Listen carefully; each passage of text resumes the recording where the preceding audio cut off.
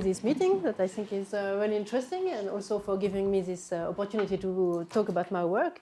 So compared to the original title, I've chosen to focus this talk a little bit about the role of transition metal substitutions in strontium-2 iridium-04, because I think it's really something that is quite counterintuitive and not so well understood, at least for me. And so I think if we can understand that, maybe we can understand much better how these systems react to perturbation, and doping is one of these perturbations. And so what we can really maybe do with these materials. And so I think it will be in the continuation of the last two talks we heard this morning. Okay, so I'm working in the Laboratoire de Physique des Solides in Orsay. So this work has been done with two PhD students, Alex Loua and Paul Foulquier. And this will be mostly based on photoemission investigations that were performed at the Cassiope beamline in Soleil with the Cassiope team, and with samples grown either in the lab or in the lab of Dorothée Colson at CEA SPEC. So does it work? No. Okay, so you do not need much introduction to these materials. It's really the archetype of spin-orbit MOT insulators that we have already discussed. And I think it's interesting not only for this competition between spin-orbit coupling and correlations, but also because it gives us a new family of MOT insulators. And so maybe even more interesting would be to know what kind of metallic phase you can find close to this metal insulator transition. And so the problem with iridates is that they are not so easy to dope. So I will review very briefly what you can get when you dope lanthanum here at the place of strontium. And then I will spend most of the talk speaking about substitution at this iridium site. So you can do actually many things on this iridium site. So you can put rhodium, that's probably the one that has been mostly investigated. As we've seen this morning, you expect something isovalent substitution here, but you get some kind of hole doping. If you put ruthenium, we'll also discuss that, then you really put holes in the system, so you would expect a hole doping, but it does not seem to be this way. It seems that you really have phase separation, and the iridium is actually not doped. And I even tried some nickel doping, where now you should put electrons on the iridium, and in fact what we find is that it's hole doping. So you see there is really something here that is not really following the way we would like to think. So these transition metals are not really sharing their electrons. I think the reason is because they have a tendency to form charge defects inside the iridium O2 planes. And so that's the role of this charge defect and the origin of the formation of such defects. I think that's what I want to discuss, even though I will not have the answer in the end of why they form like that. So we've heard already a lot about that this morning. So I think precisely the beginning of this story about strontium-2 iridium-04 was precisely comparing the behavior of different transition metals, with these two compounds being really very isostructural, with the same kind of rotation of this oxygen octahedra. They are isovalent, but one is really an insulator and one is a metal. So there is something different, obviously, between the two. And so the idea is that the new ingredient is this spin-orbit coupling that is giving you narrow band at the Fermi level, where correlation will be much stronger. So this is nicely supported by DMFT calculation, like Marcus has shown also this morning. And one thing that is also interesting here is that if you can completely forget about this G3 half band, you finally end up with an oxide with a half filled band at the Fermi level. That's not so common, and that's the situation of cuprates. So there is already also a lot of interest in this system. Trying to understand whether they are similar or not to cuprates. So one thing that is similar is that the parent compound is insulating and also magnetic, so with kind of antiferromagnetic ground state. Now what's happening with when we dope, so we've seen also this famous experiment this morning. So it's a very weird way of doping that just evaporate potassium on the surface, hope that some electrons will go in the top layers. And it seems in fact that you have the development of a Fermi surface with Fermi arcs, something that is really reminiscent of cuprates. So when you dope with lanthanum, that's not really what you get. So if you just look here at the resistivity, you see that you suppress this resistivity. You get to something that is a little bit metallic with some upturn at low temperature. You suppress the magnetic transition. You see some Fermi surface emerging with intensity as these node points. But you do not have superconductivity. And in fact, it's really hard to dope a lot of lanthanum at the place of strontium. You cannot really go above 4 or 5%. And that's also a bit of mystery to me why you cannot put more lanthanum into this structure, because we know many other oxides with similar structure where you can put a lot more of lanthanum. So there is really a resistance here that is not completely understood. So now if you look at what you have when you dope rhodium, so if you just look at resistivity and magnetization, it looks quite the same here in blue than what you have for lanthanum in red. So you reach at 50% substitution some states that is weakly metallic, also with some upturn. You suppress almost completely the magnetic transition. And now you have a nice Fermi surface, but which is very different from the case of lanthanum. Now you have a hole pocket around the X point. Okay, so why do you have this hole pocket? So as we know, so rhodium should be isovalent to iridium, so it's not completely logic in the beginning to find a hole doping. So the first clue that something different was happening was due, I think, to X-ray absorption experiments, which have shown that if you compare the lines that you get in these iridates to some typical rhodium 2+, rhodium 3+, rhodium 4+, in fact, the rhodium looks much more like rhodium 3+ instead of iridium 4+, that you would expect if they were both isovalent. So we have a picture here, like rhodium is actually trapping 1 electrons to get rhodium 3+, and then it means that you have some hole that will delocalize on the neighboring iridium. So that's the situation that we have to deal with, which is a little bit particular. So that's what's happening at early dopings, and in fact, if you go to higher rhodium doping, it has also been shown also by X-ray absorption later on that you go back to this valence of 4+ also for the rhodium. So the electron starts to be delocalized again in the plane. Okay. So the hole doping is actually confirmed by ARPES. So this was done first by the group of Dan Dessau, and so we have quite similar results. So before going into that, I just want to recall you here some basics about the electronic structure, just to follow what we are doing with ARPES. So this is just a dispersion of the G equals 3½ and G equals 1½ band that would be expected. So here it's a tie banding model. So you see that the band, the G equals 1½ in red is actually at the top of the band, like what you would expect here, even if it's overlapping a bit with the G equals 3½. This is giving you a very simple Fermi surface with just one band crossing the Fermi level and this kind of circular Fermi surface. And then you have the top of the G equals 3 band here. So this splitting here is actually due to spin orbit splitting. And when you want to compare,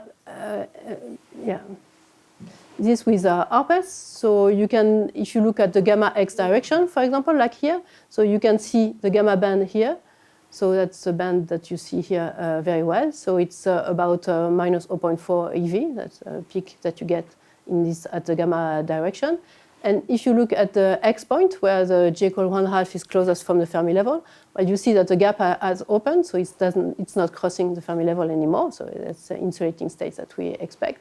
And that's a band that you see here with a gap of minus 0.2 eV. To understand this tie binding model, so this straight blue line is the Fermi energy? Yes. So where is the gap? So the gap is not here in the time binding model. So this is just what you would expect in a DFT experiment, right? Well, I mean, it's just a... The spin orbit coupling splitting splits between J3½ and J1². Yeah. So and then you put a U and then you split. Exactly. You need the U to open this gap. I just taking this one because, as you know, the spin orbit coupling is not the right one in the DFT, so just to avoid this problem. I mean, in DFT you can interact with U, but also in tie binding. Oh yeah, you can put U. I mean, the gap is opened by correlation, so it's not there at this level where there is no correlation included. No, but it's very important indeed. It's because you see the insulating state. Yeah, sure. That's your data. No. That's why I was asking because it was not a one-to-one. Of course, I forgot to tell that. But so this is the picture that you get without correlations, and of course the result of correlation is the opening of the gap that you can see here, and there are many ways to reproduce that also by the calculation. Okay, so that's the basic two bands that we will follow with rhodium doping, so G equals 1½ and 3½. And the evolution is actually quite simple. You see these two bands going up to the Fermi level. So they cross the Fermi level here at 7%. That corresponds to the metal insulator transition that we also see in transport. And then you form this kind of hole pocket around the X point, that's a pocket that you can see here. So what is also interesting in this picture is that you see that these two bands move really rigidly together. So it somehow suggests that the spin-orbit coupling, that is the distance between them, is not changing too much. Otherwise, you would probably expect them to change more dramatically. And also, if this gap was very suddenly collapsing, maybe you would also expect this the J equal 1/2 to get away from the J equal 3/2. That's maybe what starts to happen here, but it's not very dramatic here. So it's really like you were just putting holes here inside the lower Hubbard band of the J equal 1/2. Okay, so this is hole doping is summarized when you look at the picture for the J equal 1/2 at X and for the J equal 3/2 at gamma. You see that they are both going towards the Fermi level, which is the result of hole doping. Now, if you put ruthenium, so now you would really expect to put holes inside the system, but what we see if we follow the same kind of spectra is that the peak is actually not moving very much, and if it's moving, it's more in the other direction. So it seems that somehow the holes are not getting to this this iridium size. And now, if you look at the nickel, where you would expect to have electrons inside the system, you see that the peaks they actually move towards the Fermi level, even crossing it here. So very much like what you expect in rhodium, so something like a hole doping instead of the electron doping that you would expect. So here, well, there is really something that is not really intuitive. There are actually not so many picture actually to understand what you are really doing when you're putting transition metals into the system. So one picture that was proposed quite early by the group of Dan Dessau is that because with the rhodium you have a smaller spin-orbit coupling, it will be maybe a reason to transfer electrons from the iridium to the rhodium.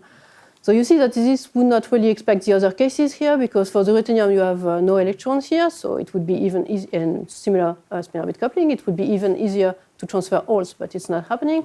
And for the nickel, well, you have a field level here, so it should be forbidden, but you do have holes showing up inside your system. So just to get an idea of how the electrons will be shared between the iridium and rhodium, so I'm an experimentalist, but I did some very simple calculations with no spin-orbit coupling and no correlation to try to understand how this will be shared. So we have much more detailed calculation with supercells that we've heard about this morning. But so here it's really to get an idea of the tendency of sharing these electrons between the two. And indeed, something that was striking for me when I was looking at this density of states is that if you look at the iridium content here in red or the rhodium here in blue, you see that they are not distributed evenly on these T2G states. You have a much stronger intensity of rhodium at the bottom of the band. It's opposite for the ruthenium. And for the nickel, it's quite dramatic. You have this bottom peak that is completely splitting off the band. And so if you look on the bands to what it corresponds, you see that this lower peak here is almost a non-dispersing band that is getting away from the higher bands.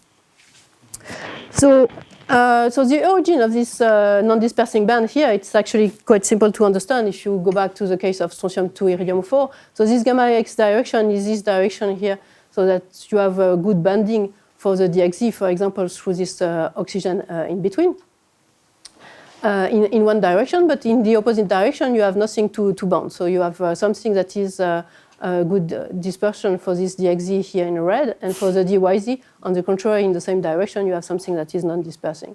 So we can assign this peak to some electrons that will be some kind of trapped on these orbitals, so maybe delocalizing on this apical oxygen above, but not inside the plane. So to me, it suggests maybe some tendency to if you put just a few impurity in the systems, to try to form a localized state here at the bottom of the band. So you may think that this way of speaking about DXZ, DXY, and DYZ, it doesn't make much sense in the systems where we know we have a strong spin-orbit coupling that will mix all these bands. But in fact, even if you have a very good G equal 1/2 band on average, it doesn't mean that you do not have some orbital dependence of the G equal 1/2. That's something you can check directly with ARPES, because changing the polarization, you can get some kind of picture of, let's say, the DXZ character or DYZ character. And what we see here, and it's something that we see in all iridates, is that it's not the same at all at all the X points. So you have a much stronger DXZ character along Kx and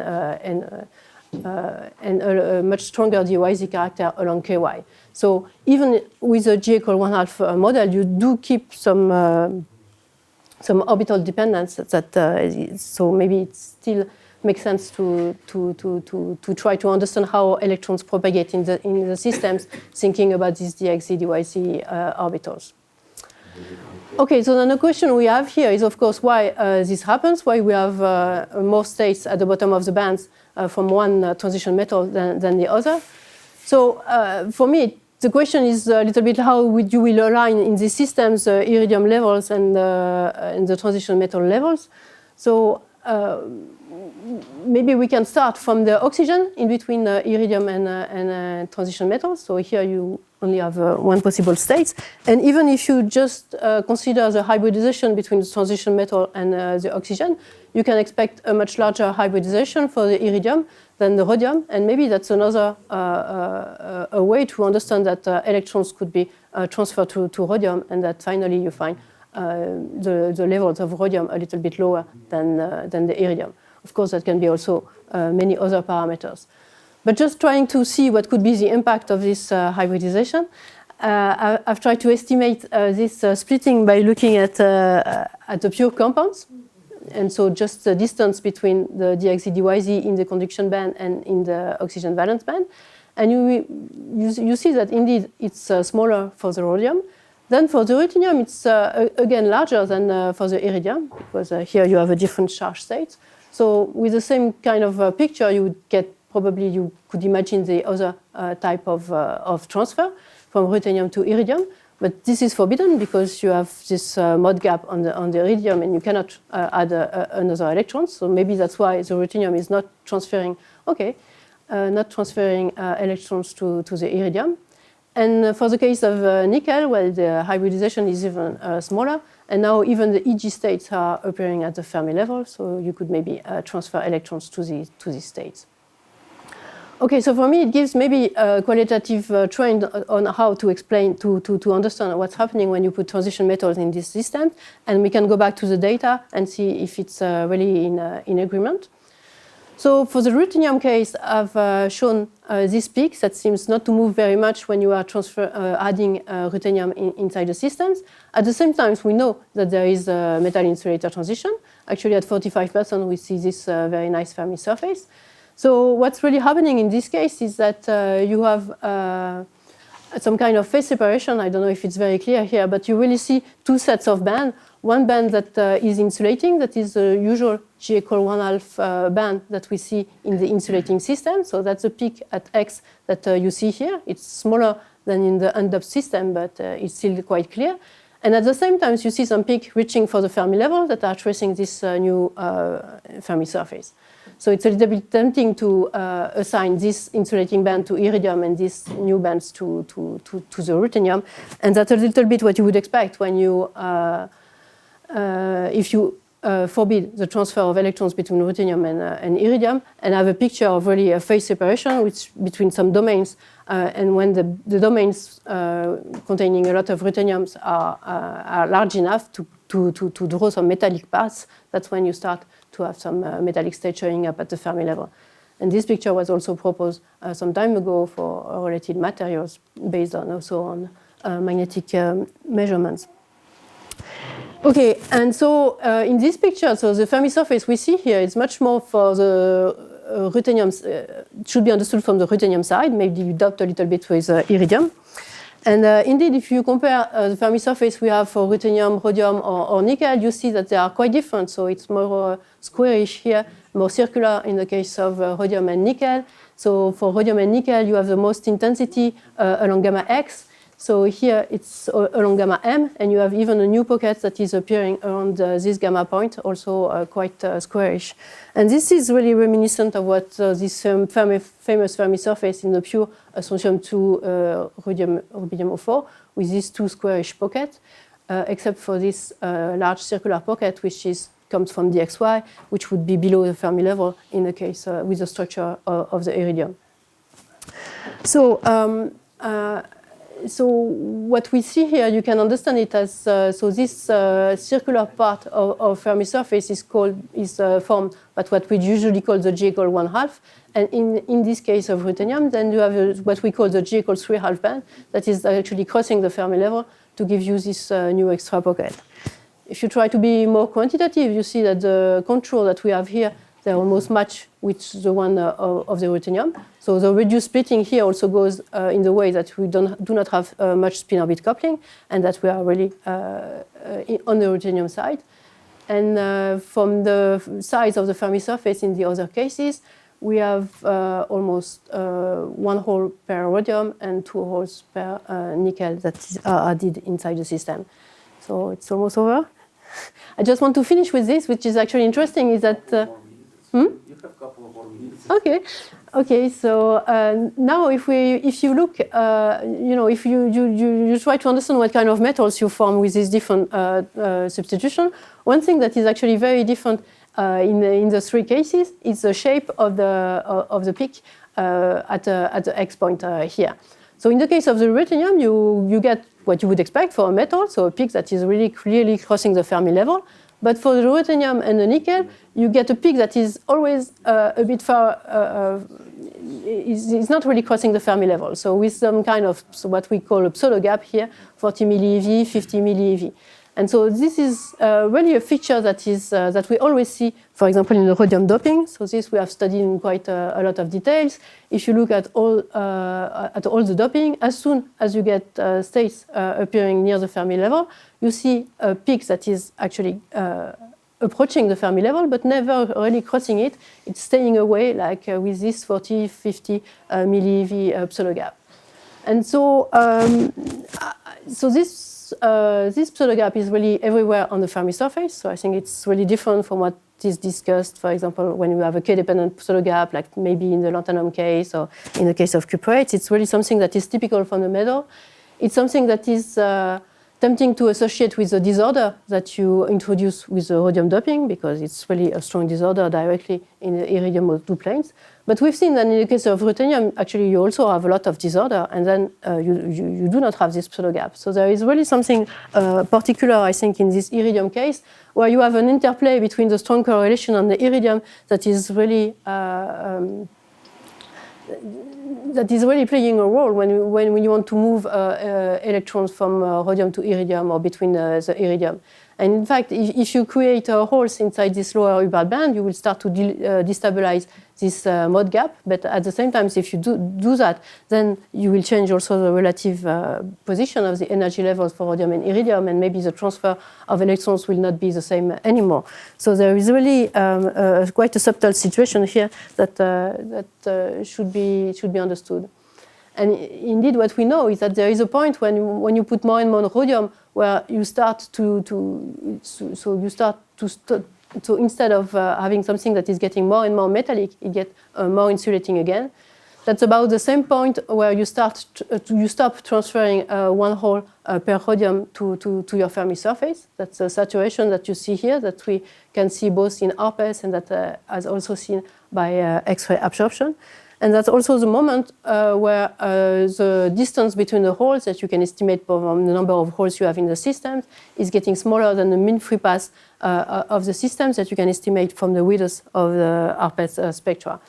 So you've got 2 kinds of insulating states here and a metallic state in between, where both correlation and disorder probably play an important role. Okay, so that's, I want to conclude with this. So by saying that with this substitution of transition metal, you can reach different metallic states.